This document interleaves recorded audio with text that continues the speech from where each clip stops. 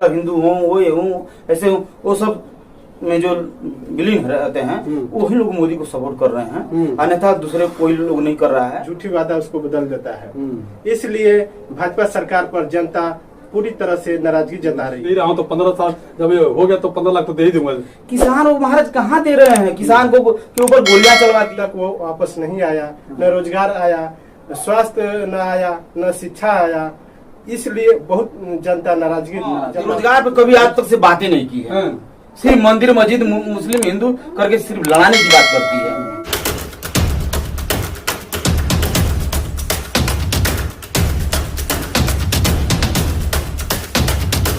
नमस्कार साथियों, मेरा नाम गिरिजा प्रसाद। आप देखना शुरू कर चुके हैं बदलते भारत एक साथ में एक्सप्रेस इंडिया और जो PL9 न्यूज से हैं।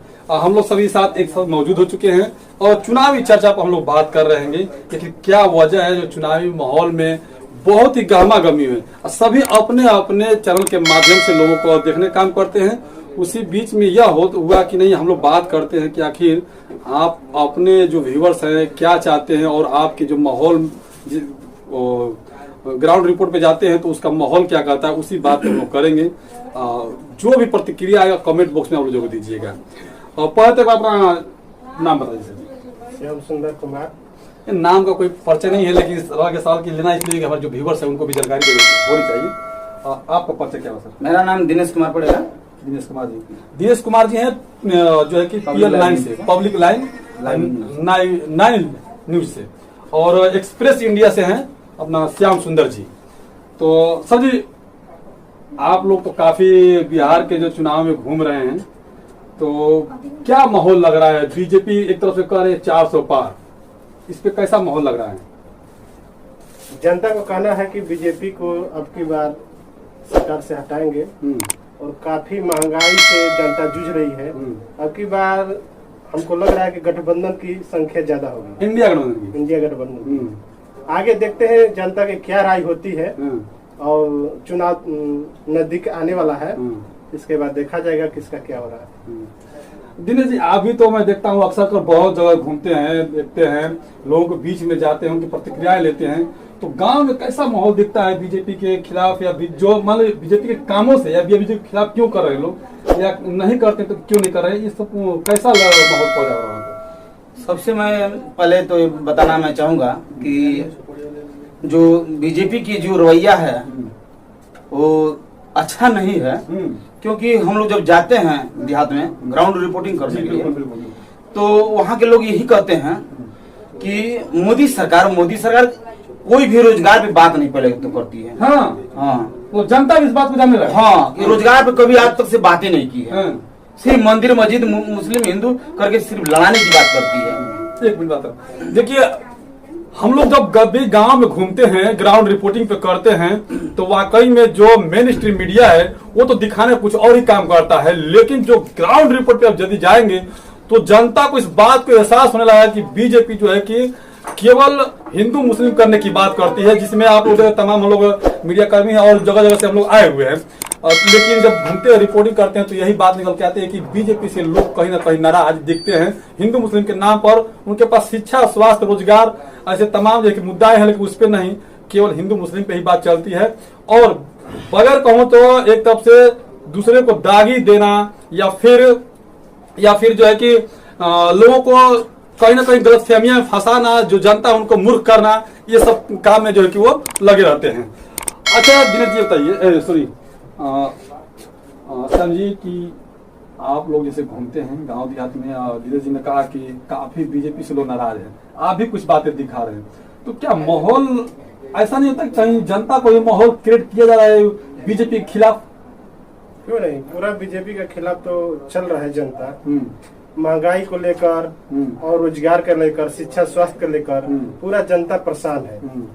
केवल जनता ये कहती है कि केवल चुनाव आने के बाद मोदी लाखों की संख्या में रोजगार देने की वादा करती है, लेकिन वोट चला जाता है, उसका सरकार बन जाता है, रोजगार का पता नहीं लगता है। जैसे में अगले चुनाव जब हुआ था तो मोदी सरकार बड़ी बड़ी वादा किया, काला धन भी वापस लाने का वादा किया, लेकिन अभी तक वो वापस नहीं आया। न रोजगार आया, स्वास्थ्य न आया, न शिक्षा आया। इसलिए बहुत जनता नाराजगी जता रही है भाजपा सरकार पे। देखिए, हम लोग जब गांव देहात में रिपोर्टिंग करते हैं तो ये बात तो सत्य है कि बीजेपी के झांसे में आकर के जो लोग उनको वोट दिए थे, खासकर युवा समाज के लोग जो है कि वोट दिए थे 2014 में, उन्होंने कहा था कि मैं 2 करोड़ युवाओं को नौकरी दूंगा, प्लस 15-15 लाख रुपए अकाउंट में दूंगा और सभी को रोजगार दूंगा। वो 2 करोड़ युवाओं को नौकरी मतलब कि कमती नौकरी नहीं होता है, और जो है कि उस नौकरी के हिसाब से लोग ये लगा कि 10 साल में मोदी जी 5 साल में तो नहीं किया, लेकिन हुआ कि अगले 5 साल में जो है कि करेंगे। तो अब उसका देखते हुए लोग फिर दोबारा उनको चुना, लेकिन उस चुनाव में फिर दोबारा उन लोगों को युवा वही उनको खाली हाथ लगा। तो फिर बात करेंगे, जब युवाओं को मोदी जी कहते हैं कि हम युवा हैं, वो भी कहते हैं 75 साल होने के बाद कि युवा हैं, और रोजगार की बात करते हैं, लेकिन कैसा रोजगार की बात करते हैं? तब से तो युवा बेरोजगार घूम रहा है और बार बार रोजगार की बात करते हैं। जनता और युवा यही कहती है कि मोदी सरकार जब मंच पर चढ़ता है तो झूठे वादा करता है और वो सच्चाई वादा दिखाता है, लेकिन नीचे जब स्टेज से नीचे आता है तो झूठी वादा उसको बदल देता है। इसलिए भाजपा सरकार पर जनता पूरी तरह से नाराजगी जता रही है। दिनेश जी, श्याम जी इसी बात को कह रहे हैं। अच्छा, ग्राउंड रिपोर्टिंग पे जाते हैं, मैंने पहले भी सवाल किया, ग्राउंड रिपोर्टिंग जाते हैं तो लोग कुछ तो कुछ क्रिएट किया जाता है, और कुछ लोग को ऐसी भी लग रहा है कि वाकई में बीजेपी को जिताना भी चाहते हैं। बाकी वजह क्या है? देखिए, यहाँ कुछ लोग हैं, कुछ ऐसे लोग हैं जो मंदिर मस्जिद के नाम पे हिंदू मुस्लिम करके वो हिंदू तो बनते हैं कि मैं कट्टर हिंदू हूँ, वो ये हूँ, ऐसे हूँ, वो सब में जो विलीन रहते हैं वही लोग मोदी को सपोर्ट कर रहे हैं, अन्यथा दूसरे कोई लोग नहीं कर रहा है। दूसरी की बात यह है कि सबसे ज्यादा लोग महंगाई चरम सीमा पर है। महंगाई अगर गरीब के घर में जाकर आप पता कर सकते हैं कि उसके घर में कैसे रोजगार चल रहा है उसका। एकदम से कहते हैं मोदी जी कि हमने बहुत सारी चीज जो है कि सस्ता कर दिया, राशन दे दिया, पताई दे दिया, लोगों को जो है कि उनके आत्मनिर्भर बनाने का काम कर रहा हूँ, कैशलेस दुनिया बना दी उन्होंने। हालांकि कैशलेस तो है नहीं, लोग सबको मनी जरूर पड़ रही है, लेकिन फिर भी वो बातें कर रहे हैं। और 2 दिन पहले उन्होंने टीवी पर आकर डिबेट किए, पहली बार टीवी पर आकर करते हैं कि हम संविधान के बारे में, संविधान के जो 6 के बारे में बात करते हैं, उस पर नहीं करते हैं। तो कहीं में देखिए, जो टीवी पे आपको डिबेट कर रहे हैं, टीवी वाले वही हैं जो उनके मनोपसंद जो बात पूछते हैं कि वो उसका जवाब दे दें, उनके खिलाफ वो लोग नहीं जवाब दे पाते हैं। ये रही बात ग्राउंड रिपोर्टर की, तो हम लोग जो जब ग्राउंड रिपोर्टिंग करते हैं, गांव में जाते हैं, तो वहाँ के लोग सच्चाई बताते हैं कि मेरे यहाँ क्या हुआ है। अब कहते हैं कि मतलब 15 लाख रुपए देंगे, हर खाते में वादा किए थे, आज तक से नहीं दिए। किसान को दे रहे हैं 6,000 रुपया, बोल रहे कि किसान को दे रहा हूँ, तो 15 साल जब ये हो गया तो 15 लाख तो दे ही दूंगा। किसान वो महाराज कहाँ दे रहे हैं? किसान को के ऊपर गोलियां चलवा दिए, ऐसे मतलब ग्राउंड रिपोर्ट से हमको पता चल रहा है, हम लोग को गोलियां चलवा दिए। ऐसी तनाशाह सरकार आज तक से कोई नहीं हुआ था भारत में। तो ये पत्रकारों का कहना है कि आप लोग ग्राउंड रिपोर्टिंग नहीं, ग्राउंड रिपोर्टर है, मेरा नहीं कहना है, वो क्या बोला जाता है, ग्राउंड जो जनता है वो लोग कह रहा है, मैं नहीं कह रहा हूँ, जनता की मैं बात कर रहा हूँ जी।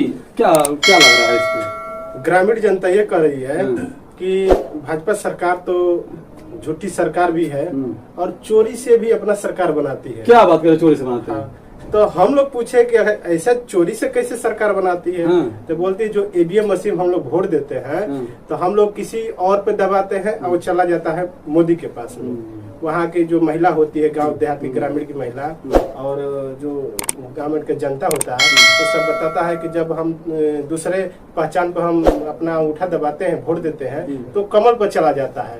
तो हम लोग इसका विरोध आप लोग नहीं करते हैं, तो हम लोग विरोध करते हैं, लेकिन जब तक बैलेट पेपर नहीं आएगा तब तक मोदी सरकार अपना ही बनाएगा, वो चोरी करके बनाएगा। विरोध करते हैं लोग, कोई सपोर्ट में मीडिया कर्मी नहीं आ पाता है कि उस चीज को दिखाया जा सके। वो जनता बोल रही है, देहात की जनता, कि जहाँ पे जो बैलेट पेपर ईवीएम मशीन का जहाँ आविष्कार हुआ है, जहाँ बनता है, वहाँ भी चुनाव नहीं होता है, वहाँ बंद हो गया, बैंड हो गया, लेकिन ये भारत में क्यों हो रहा है? यहाँ भी बैंड होना चाहिए। इस बात से अवगत हो चुके हैं जनता भी कि नहीं, वाकई में जहाँ पर ईवीएम बना हुआ है उस स्टेट में, उस देश में जो है कि ईवीएम से चुनाव नहीं होता है और भारत में चुनाव हो रहा है, इसका मतलब इसमें धांधली हो रही है। और लोग बताते हैं कि जहाँ ईवीएम बनता है, जिस कंपनी में ईवीएम बनता है, वहाँ पे भाजपा को कुछ कार्यकर्ता वहाँ मौजूद रहते हैं और साथ में उसका चोरी करने का जो सिस्टम लगाते हैं वही यहाँ पे काम करते हैं। मतलब चोरी करने के लिए भी उसमें सेटिंग कर रहे हैं। तो चुनाव आयोग को तो बड़ा लगता है कठिन जो है कि गंभीर आरोप लग रहा है। तो हम लोग पूछे कि गंभीर आरोप लगा रहे हैं आप लोग चुनाव आयोग पे, तो वो लोग बोलते हैं कि चुनाव आयोग तो उसका ही है, वो पैसा देके खरीद लेता है। बड़े बड़े डीएम जिसके अंदर में चुनाव होता है, जिसके जिले में चुनाव होता है, बड़े बड़े डीएम को, पदाधिकारी को खरीद लेता है, तो उसका सरकार नहीं बनेगा तो क्या आपका सरकार बनेगा? ऐसा लोग आवाज देते हैं लोगों से। देखिए तमाम तरह की बातें निकल के आती है, लेकिन बात तो सत्य है कि लोग अब जानकारियां लेने भी लगे हैं और जिस ईवीएम की बात होती थी उस ईवीएम को लेकर के लोगों में जागरूक हो रही है कि नहीं, ईवीएम से चुनाव जो है निष्पक्ष नहीं हो रहा है। और चुनाव आयोग जो है कि कटघरे में एनी टाइम खड़ा होता है, लेकिन अपना सफाई झाड़ करके निकल जाता है। इसलिए लोग कहते हैं कि बीजेपी के पाले में चुनाव आयोग भी काम कर रहा है। दिनेश जी बताइए कि आप लोग जैसे घूमते हैं, विपक्ष जो कि चाहे किसी भी पार्टी से हो, चाहे बीजेपी का हो लोग या फिर आरजेडी के हो, बीएसपी के हो, इंडिया गठबंधन के लोग हैं, तो उनमें कैसा, नेताओं में कैसा मुंह दिख रहा है? देखिए अभी तो फिलहाल नेताओं में भी मतभेद है। लोग बता रहे हैं कि बीएसपी के बढ़त है, कोई कह रहा है कि नहीं इंडिया गठबंधन का, ये बक्सर लोकसभा का हम बात बता रहे हैं, सुधाकर सिंह का बढ़त है। लेकिन यहाँ लोग कुछ लोग बता रहे हैं कि यहाँ अनिल कुमार चौधरी का बढ़त ज्यादा है। इसलिए ज्यादा है कि जो ददन पहलवान आए हुए हैं इनका वोट डाइवर्ट हो रहा है, कट रहा है। देखिए मेन मुद्दा बड़ी पॉइंटली की बात है, इसलिए कि ददन पहलवान जो है यादव समाज से आते हैं, ओबीसी समाज से आते हैं और वह निर्दल प्रत्याशी लड़े हुए हैं। और निर्दल प्रत्याशी में बहुत ही ज्यादा जो है कि सुधाकर सिंह का आरजेडी का वोट काट रहे हैं। वही नहीं, बीजेपी का भी वोट कट रहा है। बीजेपी का वोट कट रहा है क्योंकि मिथिलेश तिवारी थे हैं बीजेपी से, निर्दलीय आनंद मिश्रा हैं और निर्दलीय कुछ है नेता ब्राह्मण जाति से हैं। इससे वो लोग का भी वोट डाइवर्ट हो रहा है, कट रहा है। जो अपर कास्ट के लोग हैं वो जो है कि मिथिलेश तिवारी को छोड़ करके बाकी और जो आनंद मिश्रा हो गए और जो लोग उनके पास जा रहे हैं लोग। तो इससे मतलब जनता से रुझान हम लोग को मिल रहा है कि अनिल चौधरी आगे का बढ़त इनका बक्सर लोकसभा से। आप क्या कहेंगे? बक्सर लोकसभा सीट से बता रहे हैं कि सर जी की अनिल पटेल निकल रहे हैं और अनंत जो है कि मिश्रा है उनको छोड़ करके मिथिलेश तिवारी को भी समर्थन नहीं मिला। सुधाकर सिंह में और बीएसपी में जो कि आरजेडी और बीएसपी में लड़ाई है, जिसमें कि लोग कह रहे हैं कि उनका भी वोट भी जो ददन पहलवान भी काट रहे हैं, आरजेडी का वोट भी। तो क्या इसमें लगता है सम्मान? फिर तो उस हिसाब से लगता है कि बीएसपी जीत रही है।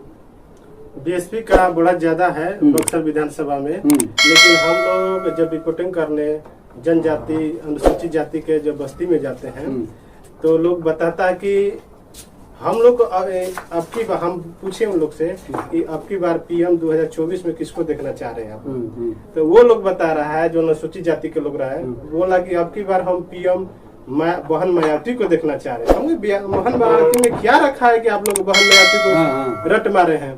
तो कह रहे हैं कि बहन मायावती जो है, जो नेता है हम लोग का दलित समाज का, वो किसी पर टिप्पणी टिप्पणी आज तक नहीं किए, लेकिन जितना ही सारे नेता आए हैं एक दूसरे का आलोचना किया है। और दूसरी की बात यह है कि जो बहन मायावती जो करके दिखाई है उत्तर प्रदेश में, जो सरकार बना था, मुख्यमंत्री जब बनी थी तो करके दिखाई थी, वो सराहनीय है। हम लोग अब चाह रहे हैं कि बिहार में भी एक बार हम लोग बहन मायावती को देखना चाह रहे हैं, लेकिन उसका सरकार पीएम बनाना हम लोग चाह रहे हैं। काफी तौर से हम लोग कोशिश कर रहे हैं कि हम लोग का बहन मायावती पीएम तक जाए, पीएम बने। देखिए मेरा मकसद यही था कि हम लोग पत्रकार हैं, सभी की बातें पूछते हैं, क्योंकि अलग अलग दिशा में अलग अलग लोगों पर, खासकर मैं तो आउट ऑफ कंट्री रहता हूँ, सॉरी आउट ऑफ स्टेट रहता हूँ, मैं दूसरे राज्य में रहता हूँ, गुजरात में रहता हूँ, उत्तर प्रदेश में रहता हूँ, लेकिन ये लोग खासकर यूपी और बिहार में रहते हैं और लोकल एरिया में ज्यादा रहते हैं। तो ये बात से पता लगता है कि बक्सर लोकसभा सीट से जो है कि अनिल पटेल जो है बीएसपी से निकलने की तैयारी में, जिस तरह से उनका समर्थन मिल रहा है और वो बता रहे हैं कि ददन पहलवान वोट काट रहे हैं, वहीं पर अनंत मिश्रा वोट काट रहे हैं बीजेपी का, आरजेडी का वोट काट रहे हैं ददन पहलवान, जिसके चलते आगे निकल सकते हैं अनिल पटेल। और एक बात और है कि वहीं पर एक बात छूट गया मुझसे, माफी चाहता हूँ, ओम प्रकाश राजभर भी बीएसपी को समर्थन कर दिए हैं। 1 लाख लोगों के साथ उन्होंने कहा कि मेरा 1 लाख वोट जो है कि मुझे अनिल पटेल, हाँ पप्पू यादव भी कहे हैं, तो इस पे कैसे देखते हैं? थोड़ी देखिए यहाँ पे सारा चीज गणना कर लिया गया है कि किसका बढ़त है। बढ़त को देखते हुए और पार्टी को भी देखते हुए, छवि कैसा है पार्टी का, छवि को देखते हुए पप्पू यादव भी मतलब समर्थन कर दिए हैं। आप देखे होंगे जी जी। ऐसे में जनता भी बहुत खुश है कि इस बार यादव को भी वोट मिलने जा रहा है, एकदम बीएसपी को मिलेगा, इसमें कोई दो राय नहीं है। क्या लगता है मिलेगा?